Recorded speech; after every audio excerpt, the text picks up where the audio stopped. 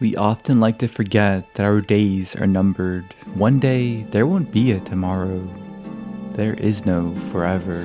Because I want us to be together forever. Which is why we have to make the most of the time we're given and create our own purpose. But how do we know what to do? Characters like Lee think about what their lasting legacy will be after he's no longer here. I think that there's something deeply human with wanting familiar happy moments to last forever. I love that seemingly harmless and kid-friendly Disney media on the surface, like KingdomHearts, can teach us such profound lessons.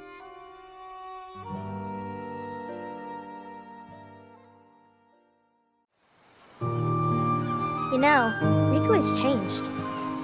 What do you mean? Well... You okay? Sora! Let's take the raft and go! Just the two of us! Huh? Just kidding! What's gotten into you? You're the one that's changed, Kairi. Maybe. Right from the start of Kingdom Hearts 1, we have a character worrying about the future and things changing. It's the sunset before their big day of sailing off to a new world, so worries should naturally pop up into both of their heads. But what Kairi eventually reveals is that it isn't necessarily about the trip she's worried about. In fact, she can't wait for it. And she's confident that they can always come back here. But then, without any further elaboration, she says, Sora, don't ever change. And I really like how the camera stays angled at Sora looking up before transitioning to a low angle look of her from Sora's perspective. It's a great showcase of Kairi throwing away her last insecurity and then standing up, ready to face the future. When it comes to her worrying about Sora changing, I think it's that although she's confident that they'll all return back to the islands, there's no guarantee that they'll stay the same. But neither will she. As humans, we naturally grow and change based on our life experiences. And in the words of young Xehanort, all kinds of things can influence the growth of a heart. Change can come from anywhere, from the smallest, simplest things, from light or darkness. Maybe that's what shapes our hearts and who we are and who we will become. Kairi's not the only one in the series to have this fear, as characters all across the series share this common theme. Even side characters like Pence question, do you guys think we'll always be together like this? I sure hope so. Huh? Where did that come from? Well, you know, just thinking out loud. Well, I doubt we could be together forever. But isn't that what growing up's all about? What's important isn't how often we see each other, but how often we think about each other. Devoted fans will notice that this simulated scene in Twilight Town is referencing a scene that actually happens between Roxas, Axel, and Xion. I hope we can always be just like this forever. Hanging out, the ice cream, the sunsets. Well, nothing lasts forever, you know. But it's okay if things change and we can't meet up here. As long as we keep each other in our thoughts, none of us will ever have to be apart. Got it memorized? Although they're left with reassurance that it's fine if things change, near the end of the game, Xion again states, if only things could stay like this forever. With Roxas presenting the idea of, what if we all just took off? What? If we ran, I bet we could always be together. But we have nowhere to run. And saddest of all, that would be the last sunset they ever spent beneath the same sun. Xion so desperately wanted to stay with her friends so things could last forever. Dark Road flips this character trope on its head with Vor's character. When an upperclassman arrives, he approaches Vor and can tell that something's been on her mind. He says, "You're wondering if you really belong with these friends of yours." Ericus, obviously thrown about by these words, quickly tries to handle the situation and decide for her. He clearly doesn't want things to change, just like Xion. But Vor reveals that she's asked the magic mirror if she'll become a Keyblade master, and he replied, With friends thy heart doth lie, content and free of woe. In comfort stagnant calm, forward thou fail to go. This clearly means that if she continues to stay within her comfort zone, she'll fail at becoming a Keyblade Master. So she tells everyone that although she likes what they have now, they'll all eventually go their separate ways anyway. Ericus promptly replies that they're never going to change, but Xehanort wisely states that change is inevitable. You should embrace it and learn to build new relationships. This leads Vor to boldly state that she's made up her mind, and that the longer she stays in her bubble, the harder it'll be for her to leave. Her heart and her mind were made up. When discussing about her leaving, Ericus describes it as feeling like she was saying goodbye forever. I'll go more into this a little later, but just like Vor, Xion eventually makes up her mind of what the greater good is too.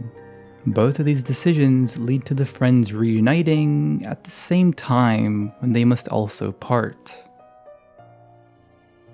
Destiny can be so cruel. Despite things not always going the way we want them to, living through that pain is what it means to be human. Something Sora expertly says during his last confrontation with Xemnas. Pain is being human, Xemnas. But what does it truly mean to have a heart? Anthem the Wise gives us a beautiful, poetic answer in DDD. The heart has always been quick to grow. Each exposure to light, to the natural world, to other people, shapes this most malleable part inside of us, the trees of the forest, and the petals on the wind. There are hearts around us everywhere we look. Before the video continues, I just want to mention that I'm not a psychiatrist or trying to be one, and I also don't wish to replicate or copy BioRox's psychology videos. I've been watching a lot of Dr. K videos, among others, about psychology and have an interest in thinking about what makes people act the way they do from a literary analysis perspective. I'll show you some previous versions of the thumbnails on screen, but if you'd like to see the full speeder of how this and my previous thumbnails were made, I'm announcing that I'll be posting all of them right here on the channel for my channel members. If you happen to buy any games on the EpicGames store or buy skins in Fortnite, make sure you use my code KingdomHearts. Yes, that's literally my code. I signed up for it as a joke like last week and somehow it wasn't taken and they just gave it to me. This video was originally supposed to be about my favorite Kingdom Hearts scenes, but I realized that a lot of them have a common theme, so I chose the rest accordingly and decided to make this video. At the end of Kingdom Hearts 2, the trio returned to Destiny Islands, and it seems like Kairi's fear of things changing was ultimately just a worrying thought that hadn't become reality. Except someone went to unreality. What happens when in an instant you lose those closest to you? Well, my good friend Winnie suffered through this exact predicament. I was thinking of how to say goodbye to Pooh. Have you come to say goodbye to Pooh too? As most of us are probably aware, the first stage of grief is denial. Denial that we won't see the person ever again, and our daily routines may forever be changed. But it seems like Pooh Bear takes a different approach. Since he's likely unaware about the concept of death, he simply thinks they've all left him. So he's led to wonder, how could he do the same? But I wonder, how do I say goodbye to myself? Think. With the help of Sora finding all the lost pages of the Book of Prophecy, the 100 Acre Woods, they're able to reunite them with his friends. And as it turns out, all of them were alone, not just Pooh. And all of them responded to being alone in different ways. It's a showcase that based on our personalities and our previous experiences, we may react differently to the same event. When Sora decides it's time for him to go, Winnie tells him, Don't forget, we shall always be here. If you'd like to visit again, that is. This is the start of a part and meet relationship that I think this Rechain of Memory scene sums up quite nicely. So let us part like we always do, and in a world without you, I'll dream of you. When I come to, let us meet, with our usual words on the usual street. But speaking of Chain of Memories, during Calm, Sora and Winnie bond over their missing friends, so Sora teaches Winnie that it'd be easier to find them together. Once Winnie reunites with all of his friends, Sora tells him that he's gotta keep looking for his own friends.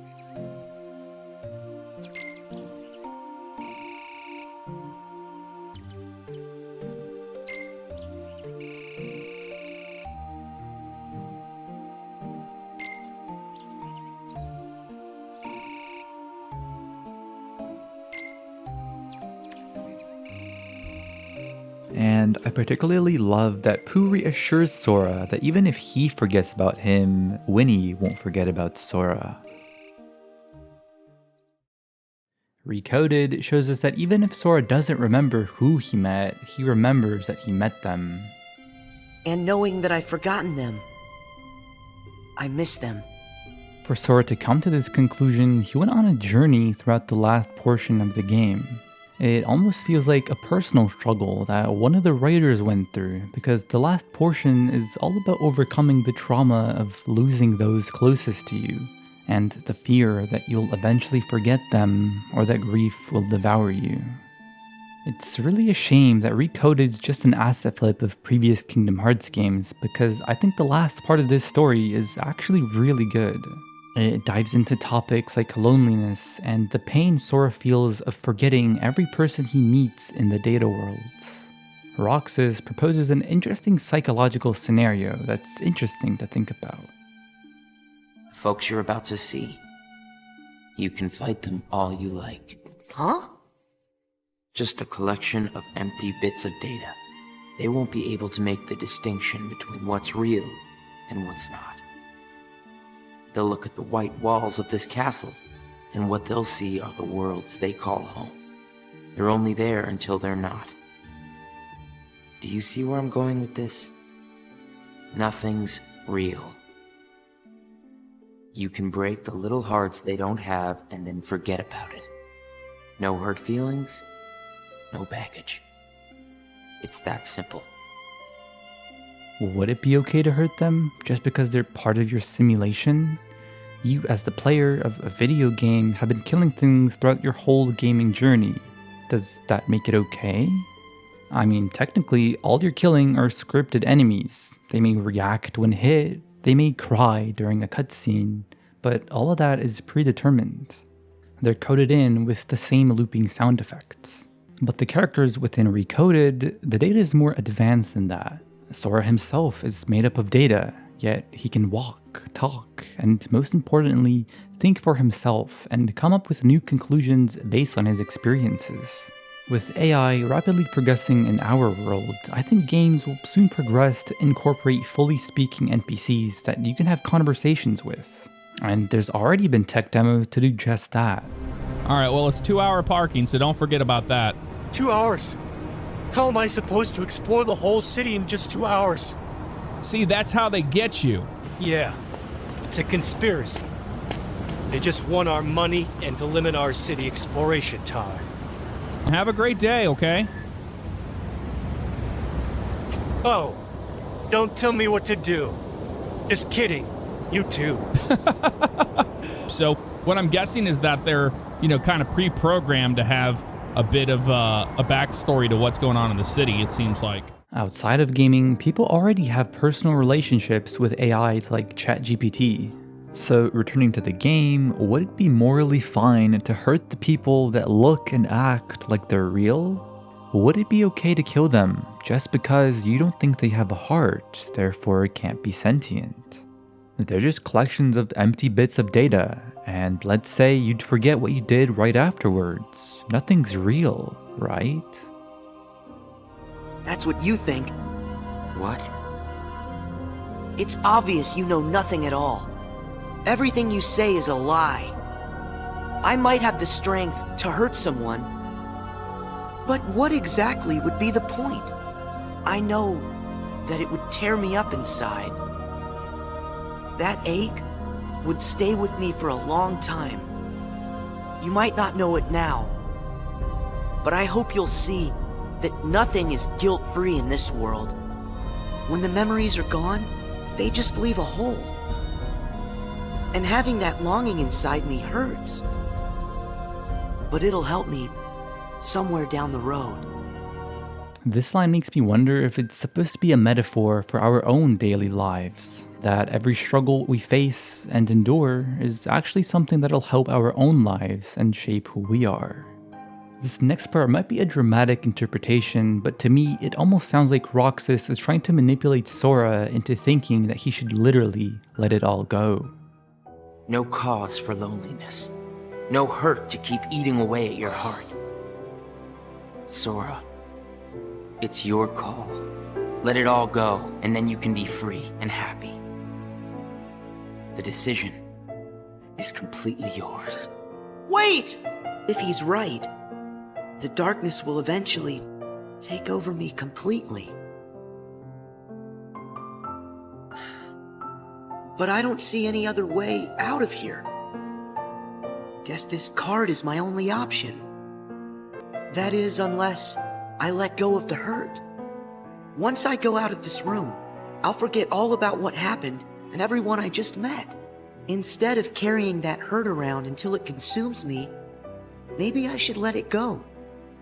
What's inside my heart? What am I supposed to do? I feel so lost. Hey, Sora! Can you hear me? Sora! Huh? It's kinda crazy that Sora's just contemplating his existence and needs Mickey Mouse to save him. After he gets a cute pep talk with the duck and Goofy, he understands the very same message that his real self will one day give to Xemnas. Pain is being human, Xemnas. Not only that, but he also understands and learns about the pain Roxas went through.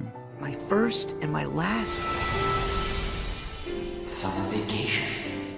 At times, the pain can be wiped away.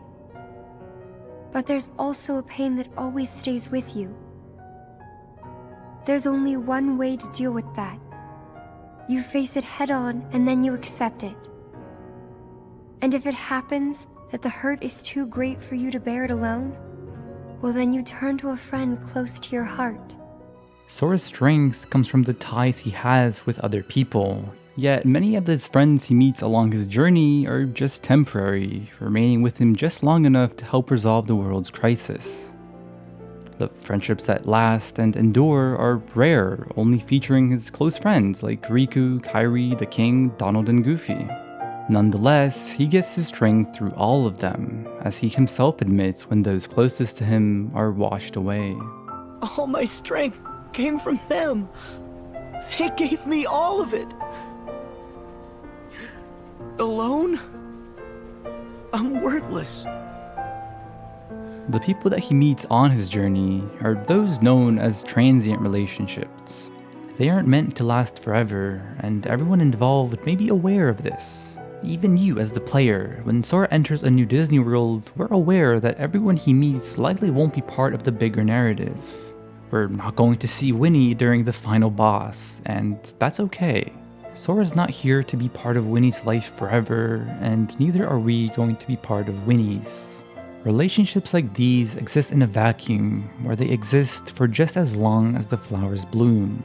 Nonetheless, they touch Sora's heart, and when they think of each other now and then, their hearts will be one.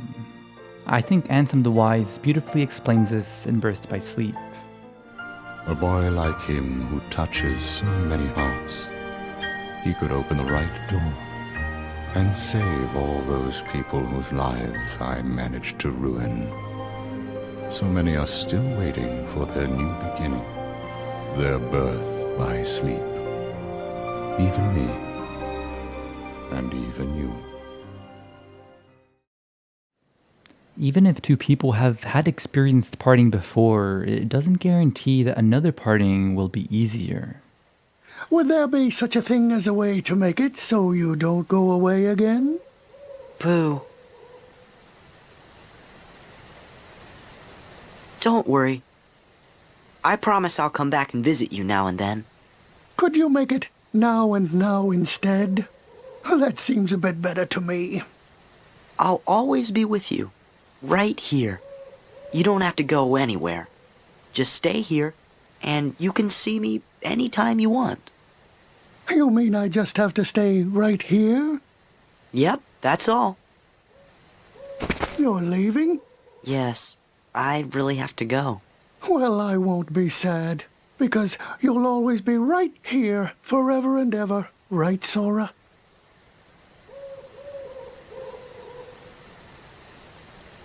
You used to be right here. Why is it that you went away? Away? Oh, that's what you meant by your home. I was worried that I might have forgotten you away. Silly bear, I'd never. Oh, good. Because I want us to be together forever. As this is just a kid's storybook, Sora may not be able to visit this world forever. I can feel it. Our connection's weaker. Why is that? Although this may be just a way to close the world off and it won't ever appear again, it could also be a setup for a Christopher Robin style story where instead of Sora going to the 100-acre woods, Winnie goes to the real world and he appears as a side quest in Quadratum. It would seem I must go forward, where I have never been, other than backwards. Oh. What to do, what to do, what to do. What to do indeed. Pooh? You used to be right here. Why is it that you went away?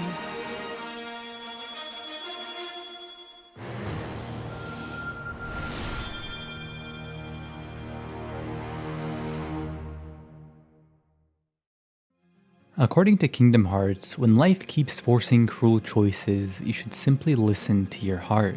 Everyone always told me to just follow my heart. When Riku's forced to choose between the road to light or darkness, he chooses the middle road.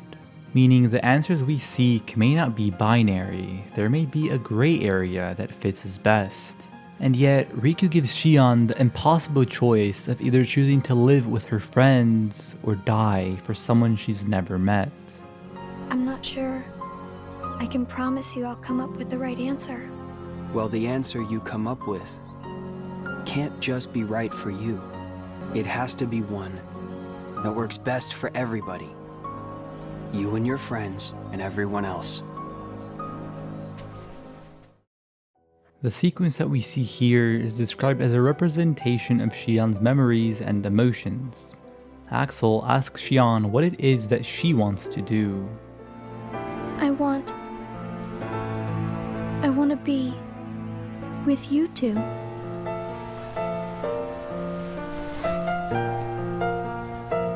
Then come back with us. I can't. Not the way I am now. But what would it take for me to be like you?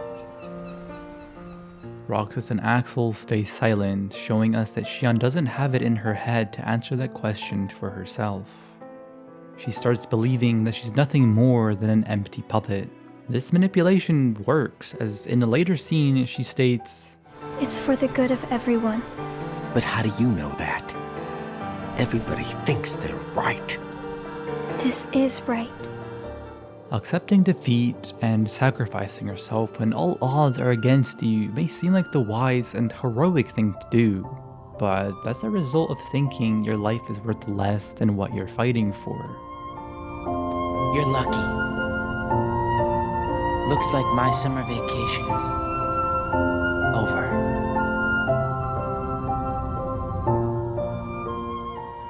There's been a lot of self-sacrificial moments in Kingdom Hearts, from Sora in Kingdom Hearts 1, Aqua in BBS, but I think the story of the Days trio is the most impactful, as there's a slow build-up towards each of their deaths. Soon we won't be able to talk like this anymore. We see the effect it has on them and get to listen to their thoughts about not being able to eat ice cream together forever. But the point of accepting defeat and letting destiny take matters into their own hand is a theme perfectly set up in Kingdom Hearts Key and Union Cross. I think the Key Saga set the stage for something even grander. Something that we may not see the full effect of due to the cancellation of Missing Link, but regardless of that, the Book of Prophecies and Destiny is definitely going to be a theme within Kingdom Hearts 4, which all relates to the Black Box. The Black Box is supposed to contain hope. Hope's actually been the central theme throughout the video. It's the hope that things will stay the same, things will get better. Hope that a better tomorrow will come. To return to the question of what it means to have a heart, the following are the literal ingredients for one. Pulse. Emotion. Terror. Fear. Hope and despair. Because the canon scientific ingredients for a heart include hope and despair, it can be said that to be alive, we need to face all of these emotions and accept them. But even when we do, our parts and bodies won't last forever. But it's through hope that we cling onto religion and myths to believe in the impossible. Hey Sora, have you heard about the legendary power of the Paopu fruit? They say if you share it with someone you really care for, it binds you together forever and ever, through eternity. Eternity. I will not allow it to end this way. Not yet. If light and darkness are eternal, then surely we nothings must be the same. Eternal. You're right. Light and darkness are eternal. Nothing probably goes on forever too. But guess what, Xemnas? That doesn't mean you're eternal. It's through the thought of there being nothing but eternity that awaits us that we create these false hopes, false lights, if you will.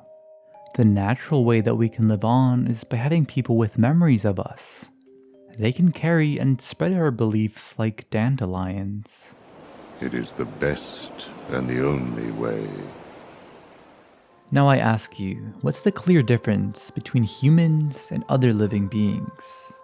I discussed the Master's true goals in my last 3 video, but the end goal for the Master isn't as clear-cut as simply destroying darkness. In regards to how the Master of Masters would go about answering the question, he states, even if humans disappear from existence, they want to believe that there's still a world in the future for them.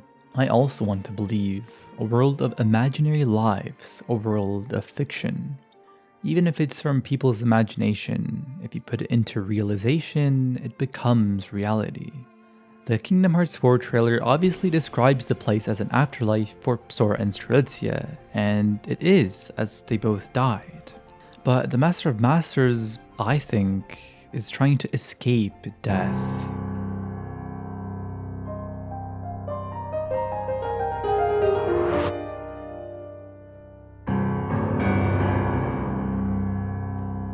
Through Riku's dreams in Kingdom Hearts 3, we enter a fantasy-based reality. We've had this series questioning philosophical topics about existence before, like if no bodies can be real. Can replicas be real? Well, what about puppets? Can AI feel pain? Well, what about fairy tales? Who's to say a fairy tale can't be true? It's just like the old saying goes, don't assume your dreams are just fantasy. If you imagine a world, believe in it and dive in. If you imagine hard enough, you can make anything a reality. If everything's real, that's our reality. If everything's fake, that's our reality too. The Master wishes to enter a canvas without the notions of light and dark to the time and place the Book of Prophecies was written. But what if he truly wishes to step out of it? To step out of the book he wrote? What if we're inside the Book of Prophecies?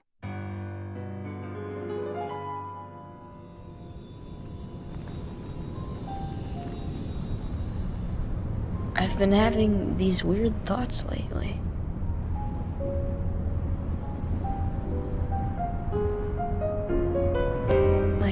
Is any of this for real? Or not?